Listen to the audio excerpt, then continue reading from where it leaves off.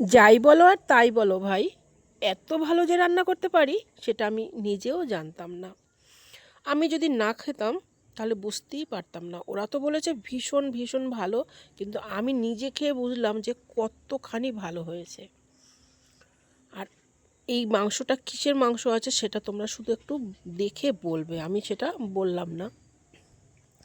শুনেছি মাংসটা, কাঁচা মাংস সমস্ত মশলা দিয়ে যত বেশি মাখাবে তত বেশি নাকি ভালো লাগে খেতে। তার জন্য কিন্তু আমি বারবার বেশ ভালো করে মাখিয়েছি যাতে মশলাটার মধ্যে ঢুকে যায়। তারপরে কড়ার মধ্যে দিয়েছি কিন্তু অল্প একটুখানি তেল দিয়ে, জাস্ট পেঁয়াজটাকে একটু নাড়াচাড়া করে দিয়ে দিয়েছি মাংসটা দিয়ে নাড়াচাড়া করতে করতে তুমি দেখো মনে হচ্ছে কি যে আমি কম তেল দিয়েছিলাম।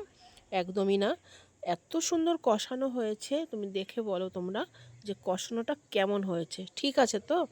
এইবারে আর একটু কষিয়ে নিয়ে এবার দিয়ে দেবো প্রেশারে দিয়ে কষানোটা দেখলেই তোমার খেতে ইচ্ছে করবে, এতটা সুন্দর কষানো হয়েছে। যাই হোক, তোমরাই বলো কেমন হয়েছে। একদম লোভনীয়, যে কোনো দিন খাইনি সেও খাবে এই রান্নাটা দেখে। প্রেশার কুকারে আমি 5খানা সিটি দিয়েছি আর গরম মশলা থেকে সমস্ত মশলাই দিয়েছি, বাকি ছিল ফোড়নটাও দিয়ে দিলাম। রান্নাটা একেবারে কমপ্লিট। কেমন হয়েছে বলো তো? ওহ, দারুণ দারুণ, যা মানে বলে বোঝানো যাবে না। যদি না খাও কখনো বুঝবে না যে এই মাংসটা এতটা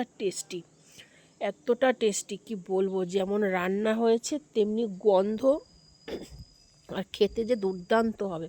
ভালো লাগলে অতি অবশ্যই একদিন রান্না করে খাবে।